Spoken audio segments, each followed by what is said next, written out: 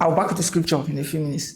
If everything that you do is by the Spirit, your wife is inside everything. Okay, let me say it in a better way. If I want to go to school, I have to go to school by the Spirit. If I want to choose a course, I have to choose a course by the Spirit. If I want to make friends, I have to make friends by the Spirit. It means that when it's time to get married, I have to get married by the Spirit.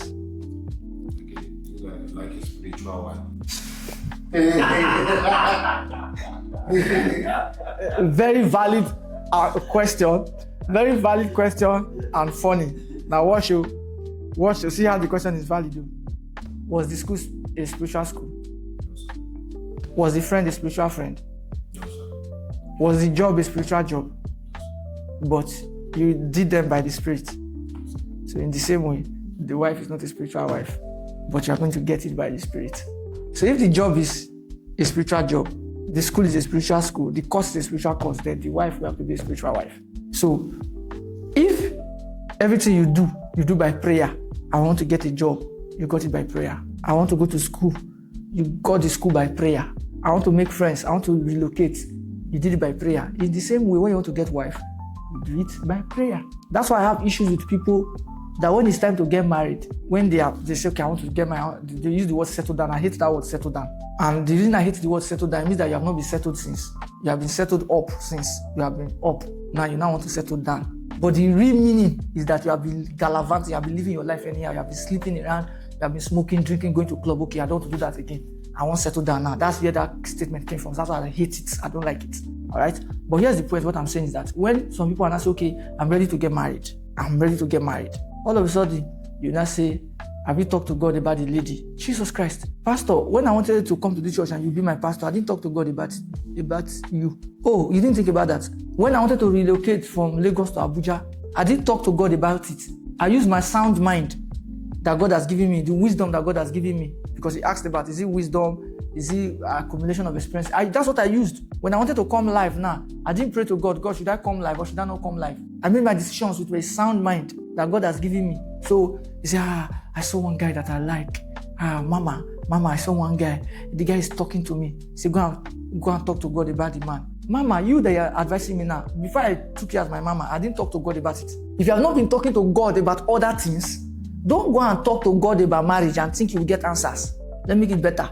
If you have not been hearing God concerning little everyday things, you cannot go and wake up now and go and talk to God about marriage. Let me say it the way you understand. If you have not been hearing God, because you claim that you have been talking to God since, if you have not been hearing God about little things of life, you cannot hear God when it comes to marriage. Sir, go and fast and pray.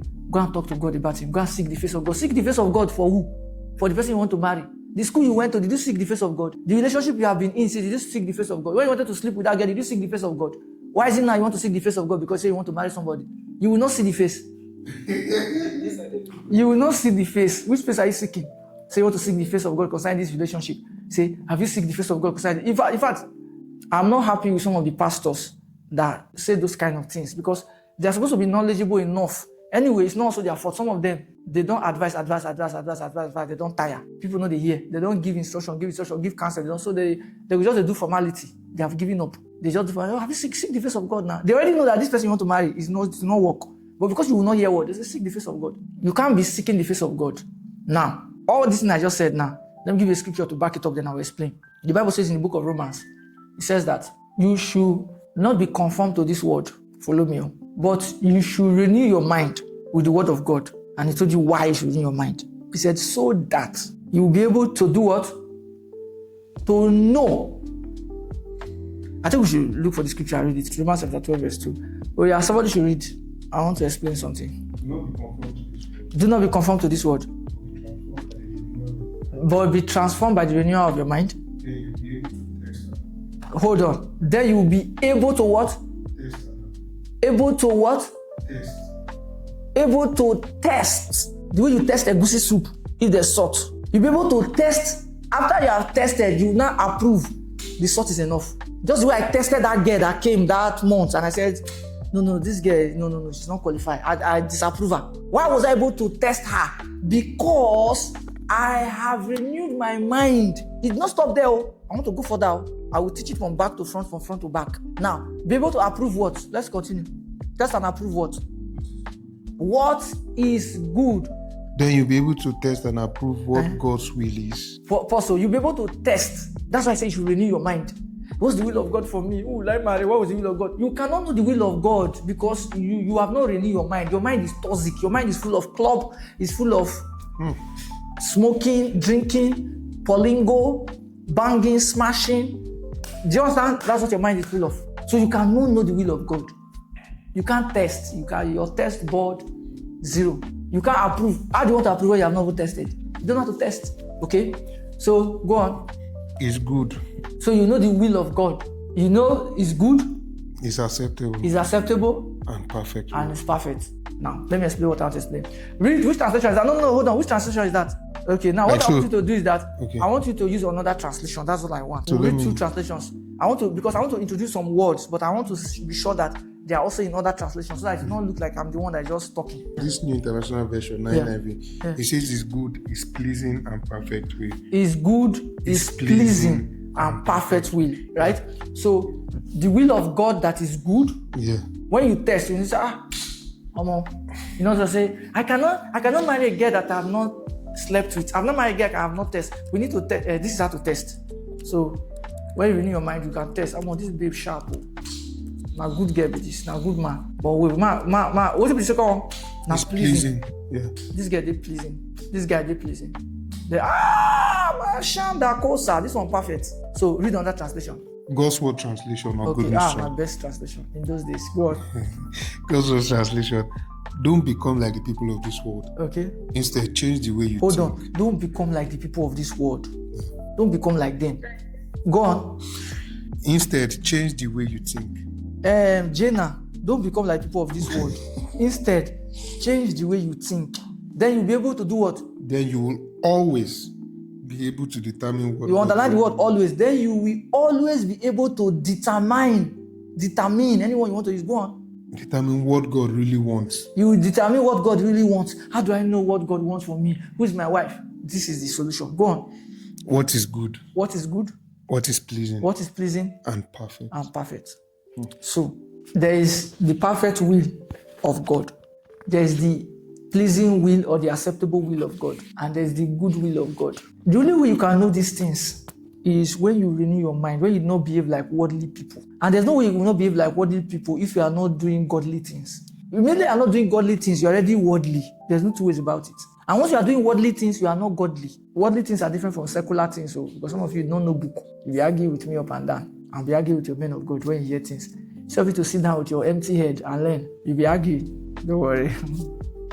The world will soon end. All of us will meet Jesus. Our eye will clear. All of us, you see, don't worry. We'll go know you by that time. Now, what I'm saying is this. It is not hard to know who to marry. There's no pattern of pray, and fast. What the scripture have told you is that renew your mind so that you will know the will of God. You'll be able to know he said always, you will always know the will of God concerning any matter. Whether it's marriage, you will know the will of God. Whether it's relationship, you will know the will of God. Whether anything, you will know you want to travel to Canada, you will know the will of God. You will know the will. Somebody here Canada now, they will say, shout power. You will know the will of God anywhere you want to go to. You now, which part of the will of God are you knowing? Is it the good one? The good one is the general will of God. Is it the acceptable one, the pleasing one? The one that God accepts. God accepts that will. He accepts it. Is it the perfect one? Some of us are in the perfect will of God, like me. I'm in the perfect will of God. I have so studied, I've so renewed my mind. I know the perfect will of God for me on any matter. The reason I'm not doing content creation for making money now, that's not the perfect will of God for me. But it's the acceptable will of God for me.